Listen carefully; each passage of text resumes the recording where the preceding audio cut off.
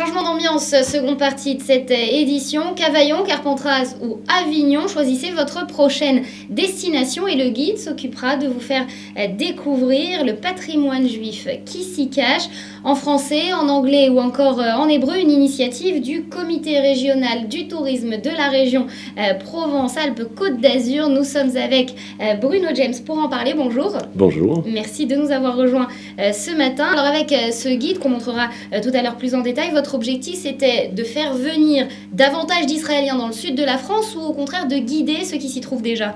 Ah non, franchement notre objectif c'est de faire venir plus d'Israéliens dans le sud de la France et en particulier en Provence qui est une terre baignée par la culture juive et aussi par une population française juive importante. Et il semble qu'il y a une possibilité à développer encore plus de relations entre deux populations dans le cadre de vacances. Relations, et puis justement vous avez choisi la bonne année pour le faire puisque Marseille c'est la capitale européenne de la culture 2013. C'était lié? C'était lié parce que dans l'histoire de l'héritage juif sur notre région, on a voulu le faire avec un historien, ce qui explique un petit passage historique dans la présentation de la plaquette, et on a voulu le faire dans le cadre de Marseille-Provence 2013, parce que c'est l'occasion ou jamais de découvrir ou de redécouvrir Marseille qui, grâce à cette manifestation, change considérablement. À la fois le port de Marseille, qui est quand même l'un des plus célèbres, devient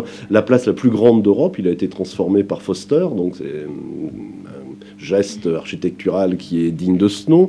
Et puis on a 3-4 musées de dimension internationale ouverts sur la Méditerranée, le Mucem, la Villa Méditerranée, l'exposition Regard qui est consacrée aux peintres provençaux, qui vont rester des mouvements permanents pour un petit peu plus de culture à Marseille. Et donc il y a une vraie transformation de Marseille, et c'est le moment de le redécouvrir dans le cadre de MP 2013. Redécouvrir Marseille, et puis pas seulement, on voyait pendant que vous parliez des images de toute la Provence. Les touristes qui liront ce guide n'auront sûrement pas le temps de se rendre sur tous les sites que vous proposez. Il y en a plus d'une dizaine. Je vais reprendre le guide pour m'en assurer.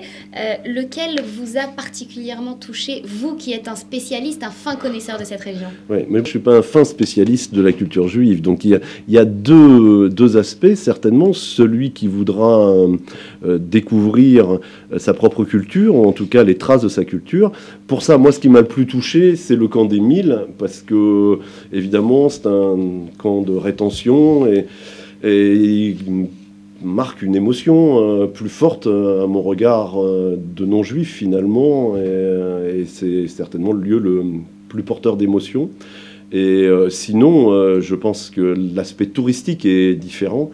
Et dans le parcours proposé, je crois que tout ce qui se tourne vers la nature, tout ce qui se tourne vers la mer, tout ce qui peut être, ou tout ce qui est aussi du côté culturellement fort, mais pas culturel au sens propre, mais culturel de culture, la découverte de nos vins, la découverte de nos traditions, la découverte de l'art de vivre, ça reste les éléments essentiels. On n'est pas une destination Mickey, si je peux me permettre d'avoir un mot désagréable pour Mickey, mais nos traditions sur les chevaux, comme on voit les images, l'élevage de taureaux en Camargue. On a des traditions, des vraies, et c'est celles-ci qu'il faut venir découvrir et partager.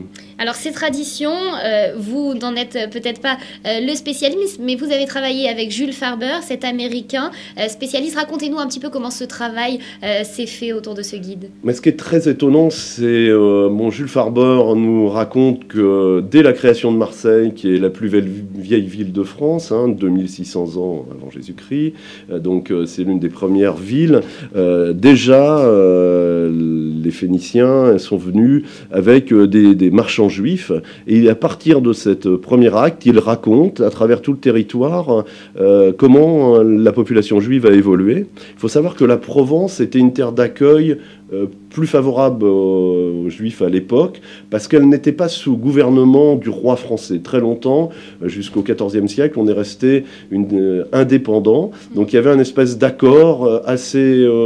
un agreement entre le comté et les populations juives qu'il faisait qu'il y a eu plein de choses. Et la population juive était très importante parce qu'elle connaissait la médecine, par exemple. Il y a beaucoup de grands médecins. À Marseille, il y a une place d'un médecin juif qui a opéré la première cataracte au monde. Ça s'est passé à Marseille. C'est eux qui ont participé à la création, vous voyez, du savon de Marseille. Donc il y a là des petits liens comme ça, tout au fil du temps.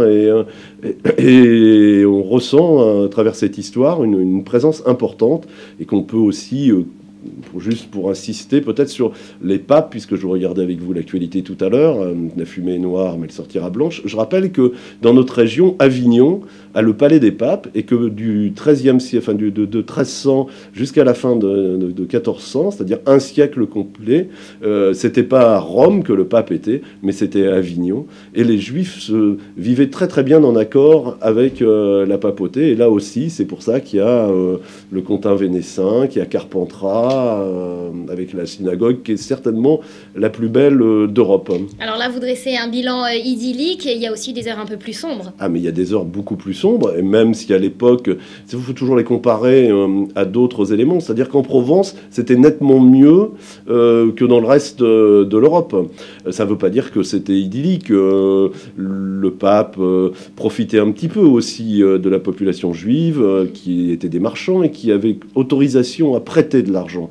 Et donc le pape avait besoin de beaucoup d'argent pour construire son palais, pour aller mener quelques campagnes à l'extérieur. Donc ils utilisaient beaucoup les Juifs pour financer.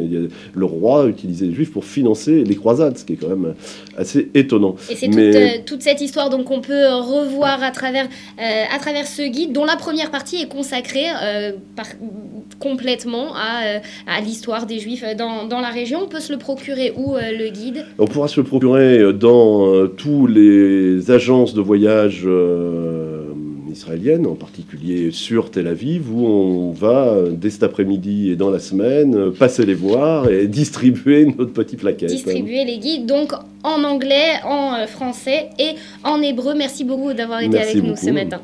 Et avant... Fermer cette édition, un rappel des principaux titres de l'actualité de ce matin. Et puis bien sûr, le Vatican, on en reparle, une épaisse fumée noire qui a marqué la fin d'un premier vote hier soir lors du conclave qui s'est ouvert dans la chapelle Sixtine.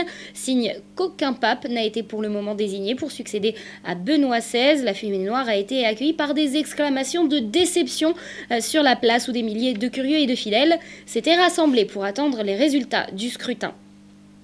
Et puis cette dernière étape de la tournée européenne de Shimon Peres, c'est Bruxelles au Parlement européen. C'est le premier président israélien à s'être exprimé devant le Parlement européen de Strasbourg en près de 30 ans. Il y a énuméré les principales menaces pour la paix au Proche-Orient, au premier rang desquelles le régime iranien et notamment le Hezbollah. La France est intervenue seule, militairement, le 11 janvier dernier au Mali. C'est ce qu'a annoncé un prochain passage de relais à l'ONU avec un probable vote en avril d'une résolution sur une opération de maintien de la paix applicable en juin. Le chef de la diplomatie, Laurent Fabius, en a informé la Commission des Affaires étrangères de l'Assemblée nationale. Et on termine sur une note de sport, le FC Barcelone qui a conquis avec autorité et brio 4-0 contre l'AC Milan, son billet pour les quarts de finale de la Ligue des Champions grâce à un doublé de Messi et deux autres réalisations de Villa et Alba. Voilà pour l'actualité, c'est la fin de cette édition. Merci à vous de l'avoir suivi, merci à ceux qui ont permis de la réaliser. On se retrouve demain, même heure, même chaîne. D'ici là, portez-vous bien.